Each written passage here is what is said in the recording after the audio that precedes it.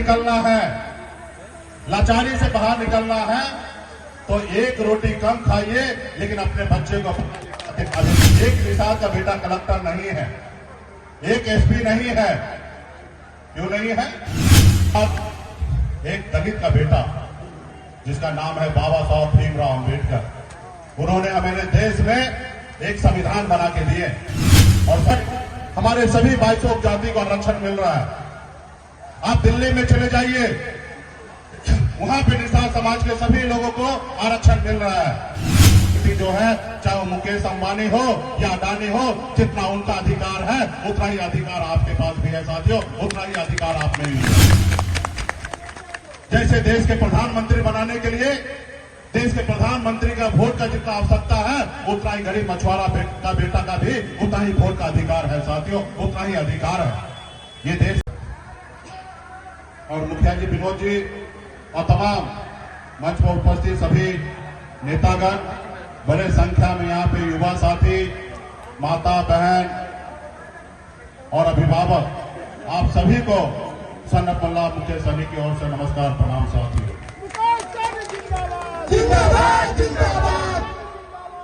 साथियों,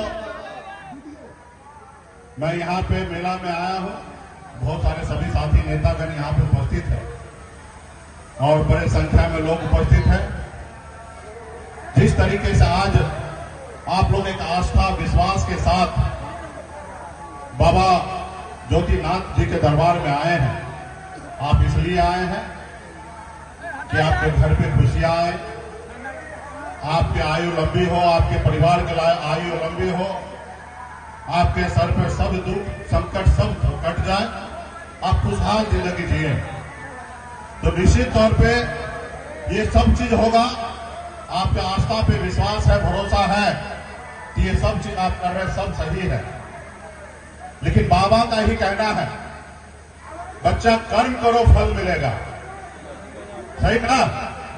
तो प्रभु का ही महिमा है कि सबसे पहले अगर इस संकट से निकलना है, गरीबी से निकलना है, लाचारी से बाहर निकलना है, तो एक रोटी कम खाइए, लेकिन अपने बच्चे को बनाइए। जब तक आपका बच्चा शिक्षित नहीं होगा, पढ़े लिखे लोग नहीं होंगे, इस संसार में बहुत सारे लोग चालाक हैं, वो उनको अपना गुलाम बना के रखेगा साथियों, गुलाम बना के रखेगा। इसलिए अपने बच्चे को पढ़ाई लिखाई करके आगे बढ़ाइए। आज देखिए पूरे बिहार में एक निषाद का बेटा कलेक्टर नहीं है, एक एसपी नहीं है। क्यों नहीं है? क्योंकि हमारा समाज पढ़ा लिखा नहीं है। आजादी से पहले राजा हुआ करता था, महाराजा हुआ करता था, अंग्रेज का शासन था, मुगल का शासन था, लेकिन आपके पूर्वज ने, हमारे पूर्वज ने लड़ाई लड़ा 250 साल तक अंग्रेज से, फिर जाके देश में आजादी मिला साथियों, फिर देश में आजादी मिला। और आजादी के बाद एक दलित का बेटा जिसका नाम है बाबा साहब भीमराव अंबेडकर, उन्होंने हमारे देश में एक संविधान बना के दिए और संविधान में खास करके हमारे दलित भाई को, पिछड़े भाई को आरक्षण का व्यवस्था किया गया, 15% आरक्षण दिया गया साथियों। आज उसके दम पर आज हमारे दलित भाई भी कलेक्टर एसपी है। अगर आपके समाज का बेटा उतना पढ़ा लिखा होता तो लड़ाई लड़ता और आपके लिए भी आरक्षण का व्यवस्था संविधान में कर दिया गया। इस तरह का संविधान में हमें आरक्षण मिला। बंगाल में जाइए तो बंगाल में सभी उपजाति, निषाद के सभी उपजाति, बिंद, बेदार, मुनिया, मला, चाय, तियर, बटपर, गोरी, केवट, हमारे सभी 22 उपजाति को आरक्षण मिल रहा है। आप दिल्ली में चले जाइए, वहां पे निषाद समाज के सभी लोगों को आरक्षण मिल रहा है, लेकिन बिहार में नहीं मिल रहा है। एक उसका गुनहगार हमारे पूर्वज जो लड़ाई नहीं लड़े, और कि वो दिल्ली में जो सरकार है उन्होंने हमारा काम नहीं किया, जिसके कारण आज हमारा भाई बेटा आज परेशान है, वो भटक रहा है, उसको आज आरक्षण नहीं मिला है। तो इसके लिए आप सबको, हम सबको लड़ाई लड़ने की आवश्यकता है साथियों। इसके लिए पहले पढ़े शिक्षित होना पड़ेगा। लड़ाई लड़ने के लिए कैसे तलवार की आवश्यकता पड़ता है, भाला की आवश्यकता पड़ता है, तोप की आवश्यकता पड़ता है, तब लड़ाई युद्ध के मैदान में आप जीतिएगा। और ये सब नहीं रहेगा तो आप चुनाव हार जाइएगा युद्ध के मैदान में।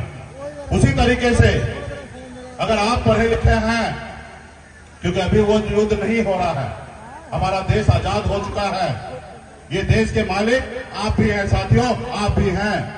इस देश में जितना सबसे अमीर व्यक्ति जो है, चाहे वो मुकेश अंबानी हो या अडानी हो, जितना उनका अधिकार है उतना ही अधिकार आपके पास भी है साथियों, उतना ही अधिकार आप में भी है। जैसे देश के प्रधानमंत्री बनाने के लिए देश के प्रधानमंत्री का वोट का जितना आवश्यकता है, उतना ही गरीब मछुआरा का बेटा का भी उतना ही वोट का अधिकार है साथियों, उतना ही अधिकार है। ये देश आपका है, लेकिन ये आप नहीं समझते हैं। इसलिए नहीं समझते हैं क्योंकि आप पढ़े लिखे नहीं हैं, इसलिए आप नहीं समझते हैं कि आपका अधिकार क्या है और आपका ताकत क्या है। अभी हमारे साथी ने कहा, वर्षों से लोग लड़ाई लड़ रहे थे, तैयारी कर रहे थे, लेकिन कल तक निषाद समाज को कोई जानता नहीं था, पहचानता नहीं था। लेकिन आप और हम मिलकर मजबूती से खड़ा होकर बिहार में अपने अधिकार के लिए लड़ाई लड़े। आज बिहार ही नहीं, पूरा देश जानने लगा कि निषाद कोई चीज है साथियों। इसलिए अपने अधिकार के लिए लड़िए। हमारे साथी ने कहा मंच संचालन की ये पॉलिटिकल मंच नहीं है।